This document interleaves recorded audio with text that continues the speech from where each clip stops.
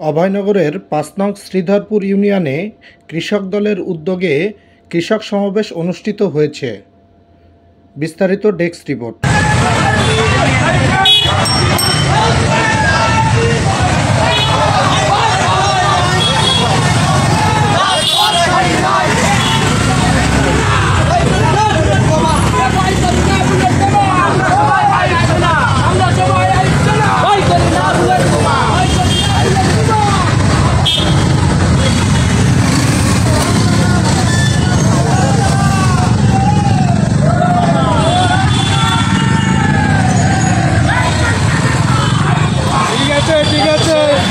সাধারণ সম্পাদক, সাংগঠনিক সম্পাদক সহ অনেক দায়িত্বশীল নেতৃবৃন্দ, আমাদের আজকের এই কৃষক দলের পক্ষ থেকে সবাইকে শুভেচ্ছা জানাচ্ছি।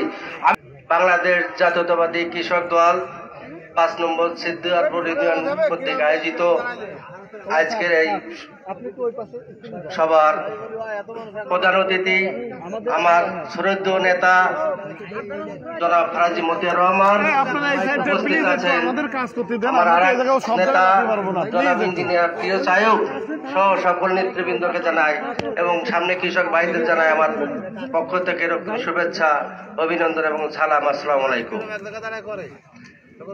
শহীদ প্রেসিডেন্ট জিয়াউর রহমানের হাতে গড়া সংগঠন এই বাংলাদেশ জাতীয়তাবাদী কৃষক দল, তিনি উপলব্ধি করেছিলেন কৃষক বাঁচলে বাংলাদেশ বাঁচবে, কৃষকের মুখে হাসি থাকলে বাংলাদেশের মুখে হাসি থাকবে, কৃষকদের সমৃদ্ধশালী করতে পারলে বাংলাদেশকে সমৃদ্ধশালী করা যাবে।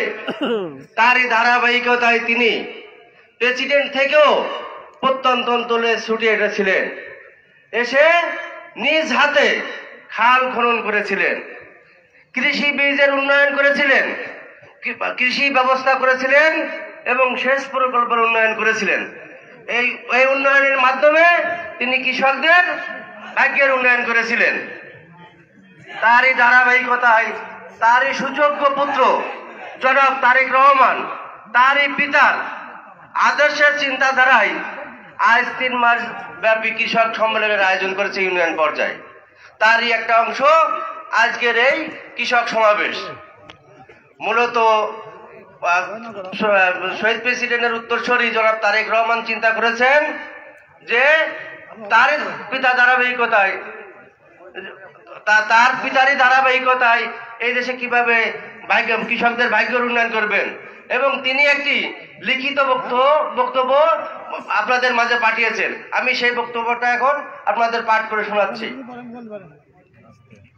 বিএনপি আগামী সরকার গঠন করলে কৃষকদের জন্য নিম্নলিখিত কর্মসূচি বাস্তবায়ন এবং করার জন্য কি করবেন তারই ফলশ্রুতি নিচেই আলোচনা করা হলো। কৃষকদের উৎপাদিত ফসলের ন্যায্য মূল্য নিশ্চিতের জন্য ইউনিয়ন পর্যায়ে সরকারিভাবে ক্রয় কেন্দ্র স্থাপনের উদ্যোগ গ্রহণ করা হবে। কৃষকদের জন্য শস্য বীমা চালু করা হবে। সেচ প্রকল্প ব্যবস্থা সংকট নিরসনের শহীদ জিয়ার ঐতিহ্যগত খাল খনন কর্মসূচি পূর্ণ প্রবর্তন করা হবে এবং সেচের পানি অপচয় রোধে দ্রুত সময়ের মধ্যে ব্যারিড পাইপলাইন পদ্ধতি সম্পূর্ণ করার উদ্যোগ বিশেষভাবে বিবেচনা করা হবে। কৃষকদের স্বার্থ এবং উন্নয়ন সহ জাতীয় অর্থনীতি বিকাশের জন্য কৃষি ভিত্তিক শিল্প কারখানা ব্যাপকভাবে গড়ে তোলার উদ্যোগ বিশেষভাবে বিবেচনা করা হবে। সমবায় ভিত্তিক চাষ পদ্ধতি চালু করার উদ্যোগ গ্রহণ করা হবে।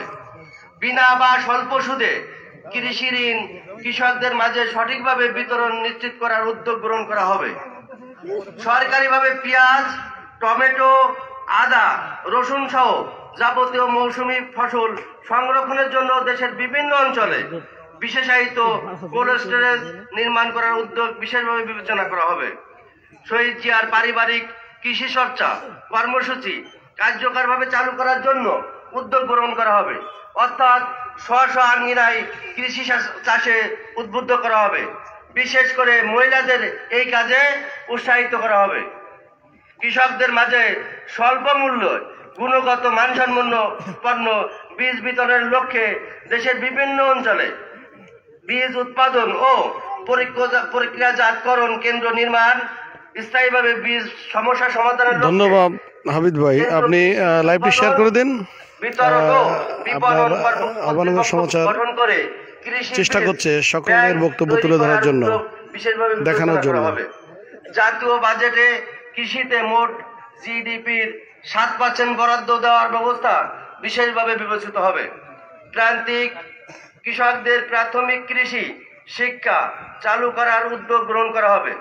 শস্য মাড়াইয়ের জন্য স্থানীয় খাস জমি গুলো শস্য মাড়াইয়ের উপযোগী করে তুলে প্রকৃত ক্ষুদ্র ও মাঝারি কৃষকদের মাঝে বরাদ্দ দেওয়ার উদ্যোগ গ্রহণ করা হবে।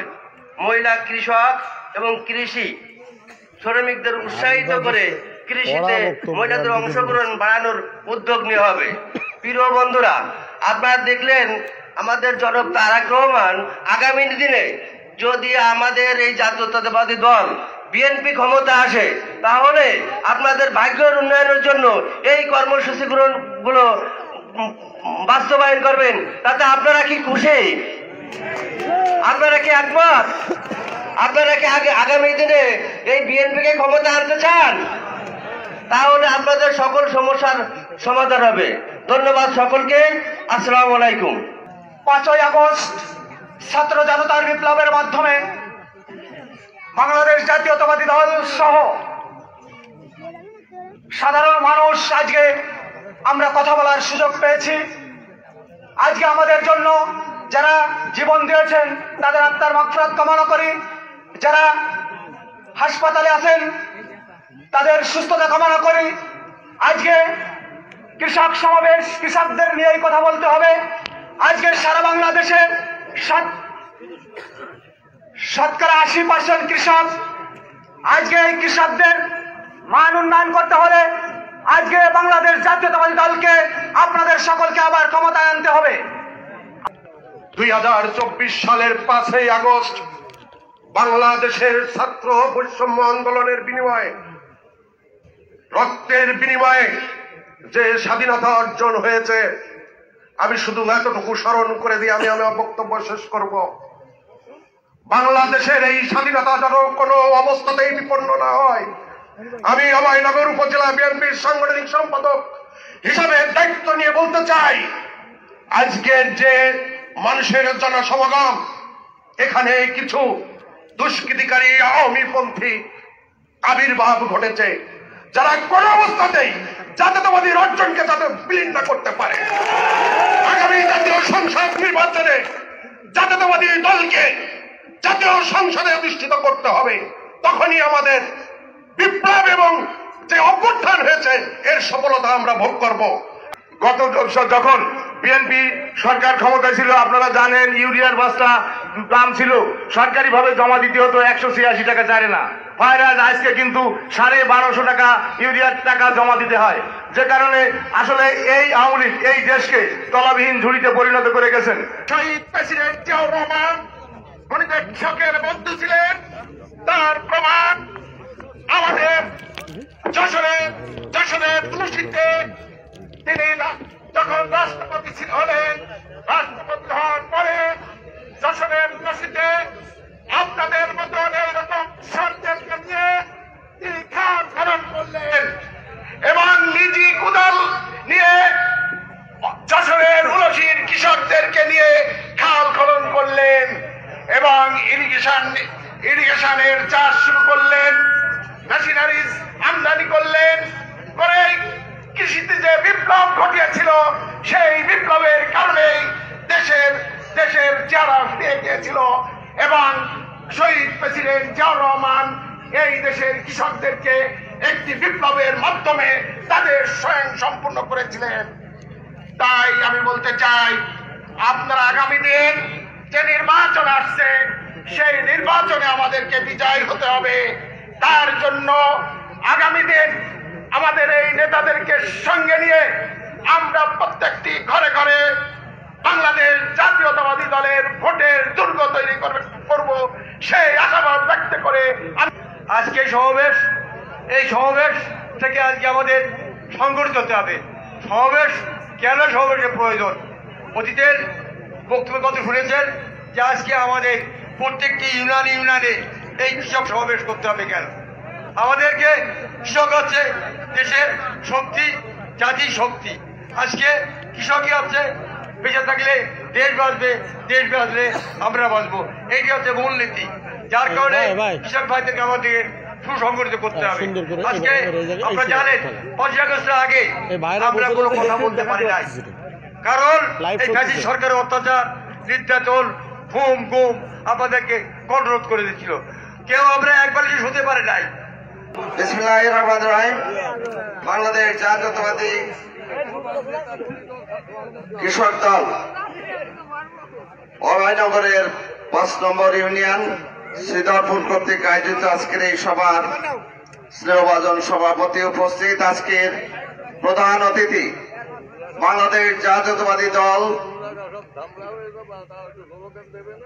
অভয়নগর শাখার সুযোগ্য সভাপতি, অভয়নগর বাগারপাড়া বসুন্ধিয়ার গণমানুষের নেতা, আমাদের শ্রদ্ধাভাজন নেতা, শ্রমিক দলের কেন্দ্রীয় সংসদের সিনিয়র সহসভাপতি, আমার দীর্ঘদিনের সহযোদ্ধা মৃত্যুঞ্জয় নেতা জনাব ফরাজে মতিউর রহমান সহ আজকের থানা এবং পৌর নেতৃবৃন্দ এবং কৃষক দলের কেন্দ্রীয় নেতৃবৃন্দ, কৃষক দলের অভয়নগরের নেতৃবৃন্দ, বাগারপাড়া থেকে আগত নেতৃবৃন্দ এবং বিভিন্ন অঙ্গ সংগঠনের যে সমস্ত ভাইরা এখানে এসেছেন, সবাইকে আমার পক্ষ থেকে শুভেচ্ছা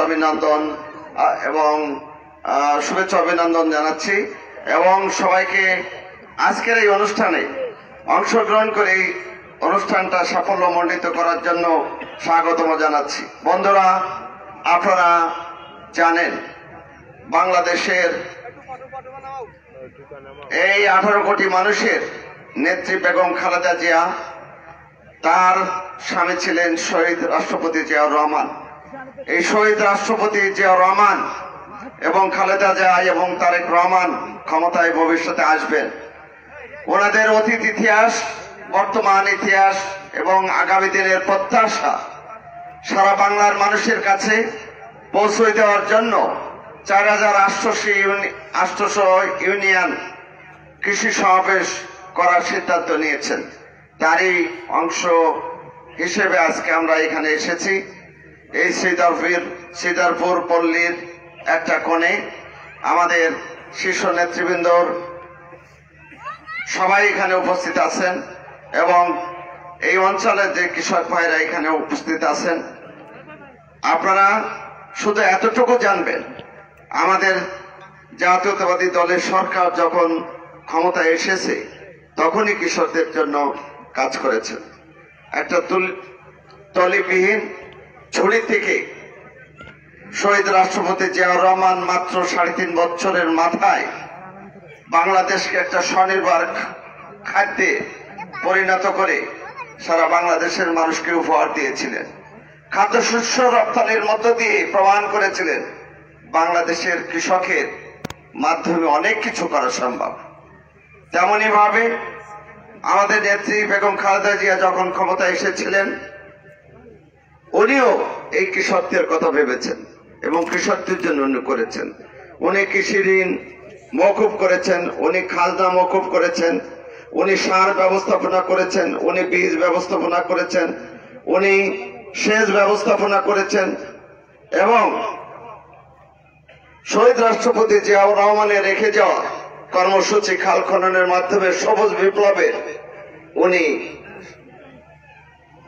সেগুলো যাতে সবুজ বিপ্লব হিসেবে সারা বাংলাদেশে কৃষি প্লাবিত হয় সেটা তিনি করেছিলেন। এমনইভাবে আমরা যদি দেখি সারা বাংলাদেশে জাতীয়তাবাদী দলের সরকার যখনই ক্ষমতায় এসেছে তখনই এ দেশের কৃষকদের ভাগ্যের উন্নয়ন হয়েছে। আজকে আমাদের নেতা ভারপ্রাপ্ত চেয়ারম্যান জনাব তারেক রহমান সারা বাংলাদেশের কৃষকদের খুশির খবর ছড়িয়ে দেওয়ার জন্য আজকে এই কৃষি সমাবেশের ডাক দিয়েছেন। আজকে আমরা এখানে এসেছি সেই খুশির খবর আপনাদেরকে পৌঁছে দেওয়ার জন্য। বন্ধুরা আমার, আপনারা ধৈর্য সহকারে দীর্ঘ সময় এই আমাদের নেতৃবৃন্দর কথা শুনেছেন। আমাদের প্রধান অতিথি আছেন আরো বিস্তারিত আপনাদেরকে বলবেন। সময় স্বল্পতার জন্য আমি সংক্ষিপ্ত আকারে আপনাদেরকে শুধু বলতে চাই, বাংলাদেশ জাতীয়তাবাদী কৃষক দল একটা সুসংগঠিত দল।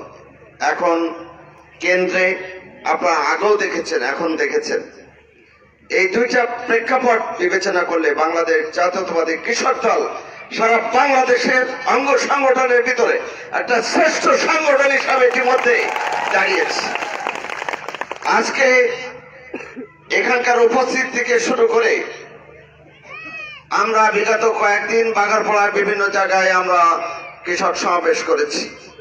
কৃষকদের যে উচ্ছ্বসিত উপস্থিতি, যে উল্লাস, আগামী দিনের যে প্রত্যাশা, এসব কিছু নিয়ে আমরা যে মিলন মেলা করেছি সেটা ব্যাপকভাবে সাড়া পড়েছে গণমানুষের মাঝে। আমি আপনাদেরকে বলবো যে কৃষকদের ভাগ্য রোপণের জন্য জিয়া রহমান যেমন কাজ করেছেন, আমাদের নেত্রী বেগম খালেদা জিয়া যেমন কাজ করেছেন, আমাদের নেতা তারেক রহমানের ভাব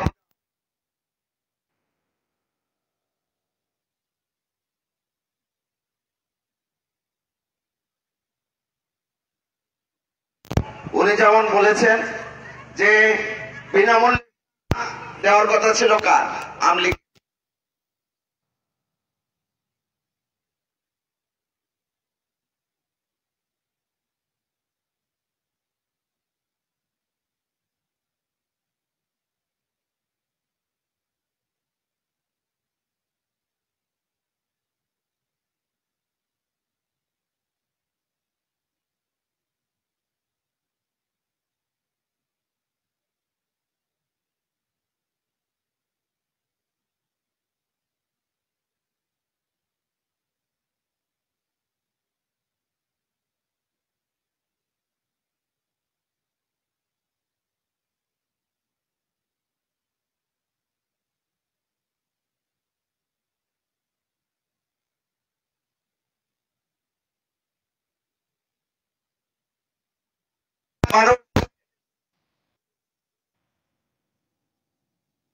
বিগত 17 বছরে তাদেরকে ভালো রাখার জন্য জনাব তারেক রহমান বিস্তর কর্মসূচি ঘোষণা করেছে। তার ভিতরে উনি বলেছেন বিনামূল্যে সেচ ব্যবস্থা। আপনার মেশিন আছে সেচ দেওয়ার মতো, কারেন্ট বিল দেওয়ার মতো সক্ষমতা নাই, উনি বলছেন সেগুলো আমরা বিনামূল্যে আপনাদের দরজায় পৌঁছে দেওয়ার জন্য আমরা রেডি আছি। উনি বলেছেন বীজ ব্যবস্থা, সারা বাংলাদেশে যে অপব্যবস্থা ছিল বিগত আমলে, এই ফ্যাসিস্ট সরকার 17 বছরে যে অপব্যবস্থা করে গেছে, এই অপব্যবস্থা বীজের জন্য থাকবে না। বীজের একটা সুষ্ঠু বন্টন কৃষকদের জন্য উনি উপহার দিবেন প্রত্যাশা করেছেন। উনি আপনাদেরকে আশাবাদ করেছেন যে শস্য বীমা, সারা বাংলাদেশে শস্য বীমা চালু করবেন। শস্য বীমা দিয়ে কি হবে আপনারা যদি বলেন, আমি ব্যাপক আকারে আপনাদেরকে বলতে পারি, শস্য বীমা যে সময় ঝড় বৃষ্টি এবং তুফানের মধ্য দিয়ে আমাদের ফসল যখন নষ্ট হয় তখন কৃষকের হাজারের আর কোনো শেষ থাকে না। উনি তাও বলেছেন এই অবস্থা যখন ঘটবে তখন সারা বাংলাদেশের যে অঞ্চলে এই ধরনের পরিস্থিতির মোকাবেলা করার জন্য আমরা শস্য বীমাকে হাজির করব। কি কারণে? কৃষক যাতে সঠিকভাবে তার ওই শস্যর মূল্য বীমার থেকে পেয়ে যায়।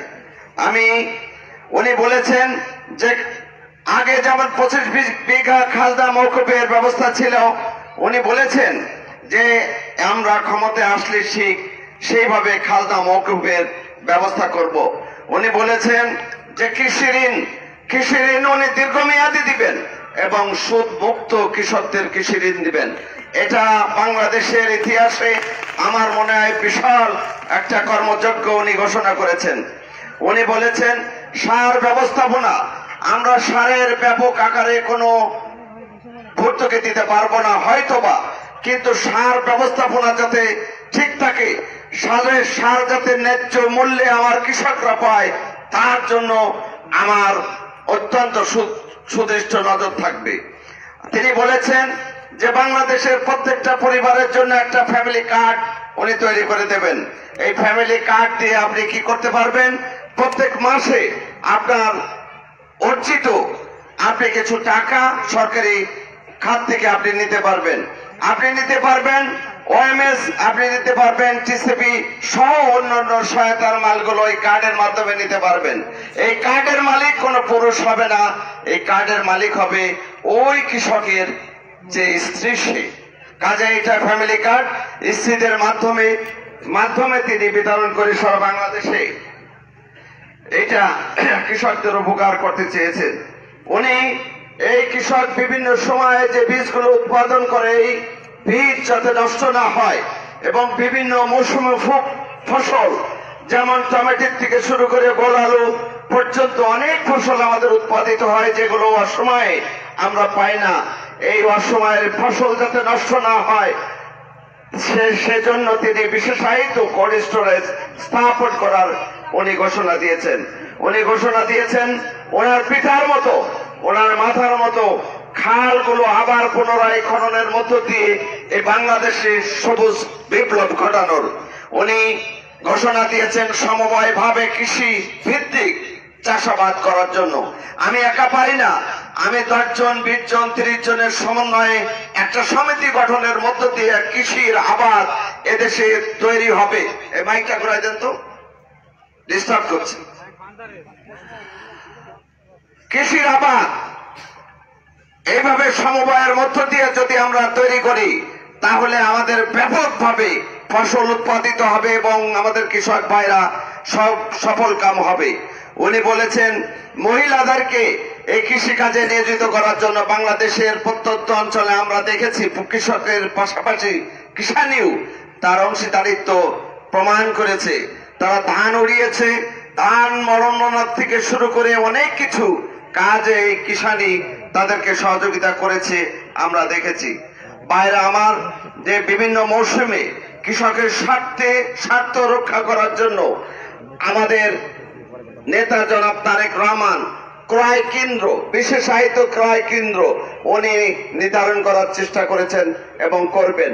উনি ঘোষণা করেছেন এটা যে ভবিষ্যতে আমরা নির্দিষ্ট ক্রয় কেন্দ্রের মাধ্যমে সুনির্দিষ্টভাবে যাতে ক্রয় কেন্দ্রের কোন রকম ব্যাঘাত না হয় সেটা উনি নিশ্চিত করেছেন, সে ব্যবস্থা উনি করবেন। এমনই ভাবে কৃষকদের স্বার্থ সংশ্লিষ্ট অনেক বিষয় উনি আমাদের মাঝে পৌঁছানোর জন্য উনি চেষ্টা করেছেন। আমাদের মধ্য দিয়ে আজকে এখানে আমরা যে কথাগুলো বলেছি এটা প্রত্যেকটা কথাই ওনার কথা এবং প্রত্যেকটা বিশ্লেষণ উনি করে তারপরে আমাদের মাধ্যমে আপনাদের কাছে দেওয়ার চেষ্টা করেছেন। আজকে আমি আর বেশি কিছু বলবো না। বাংলাদেশ জাতীয়তাবাদী দলের নেতা হিসেবে এই বাগারপাড়ার মাটি এবং মানুষের সাথে 1997 সালে আপনাদের সাথে জড়িত হয়েছি। আজকে মতিউর রহমান ফরাজি একদিনে পয়দা হয় নাই। আজকে দীর্ঘ পথ পরিক্রমায় মতিউর রহমান ফরাজি মৃত্যুর হাত থেকে বেঁচে এ পর্যন্ত সে প্রতিষ্ঠিত হয়েছে। আমরাও তেমনি এই বাংলাদেশের এক কোণে বাগারপাড়া অভয়নগর মাটি মানুষের প্রত্যেকটা প্রান্তরে হেঁটে যেয়ে বিভিন্ন জায়গায় আজকে 27 বছর পরিশ্রমের বিনিময়ে এখানে দাঁড়িয়ে আমাদের নেতাদের নিয়ে কথা বলতে পারছি। বন্ধুরা আমার, আজকে মনে রাখতে হবে কোন দ্বন্দ্ব দ্বিধা কোনো কিছু নাই। সমস্ত দ্বন্দ্ব, যে কোনো অন্যায় এবং নির্যাতন, নিপীড়ন, মামলা হামলা, চাঁদাবাজের বিরুদ্ধে আমাদেরকে রুখে দাঁড়াইতে হবে। আপনারা ইতিমধ্যে দেখেছেন বাংলাদেশের প্রত্যেকটা অঞ্চলে চাঁদাবাজি থেকে শুরু করে দখলবাজি অনেক জায়গায় হয়েছে। আমাদের এই যশোর 4 আসরেও অনেক জায়গায় হয়েছে। আমরা এই অনুষ্ঠান থেকে তার তীব্র নিন্দা জানাচ্ছি এবং বলতে চাই এই চাঁদাবাজি বন্ধ না হলে বাগারপাড়া অভয়নগর যশোর 4 আসনের লোক এই চাঁদাবাজির দখলবাজির বিরুদ্ধে রুখে দাঁড়াবে ইনশাল্লাহ। এই কৃষকদেরকে নিয়ে আজকে আমি এই সন্ধ্যাকালীন সময়ে এই ঘোষণা দিয়ে সবাইকে অভিনন্দন এবং শুভেচ্ছা জানিয়ে বাংলাদেশ জাতীয়তাবাদী দলের পক্ষ থেকে এবং জাতীয়তাবাদী কৃষক দলের পক্ষ থেকে অভিনন্দন এবং শুভেচ্ছা জানিয়ে আজকের প্রধান অতিথি বাংলাদেশ জাতীয়তাবাদী দল অভয়নগর উপজেলার সম্মানিত সভাপতি আমাদের প্রিয় নেতা জনাব জনাব মতিউর রহমান ফরাজিকে তার বক্তব্য রাখার অনুরোধ জানিয়ে আমি শুধু একটি কথা বলবো, এখানে একটা চিরকুট আসছে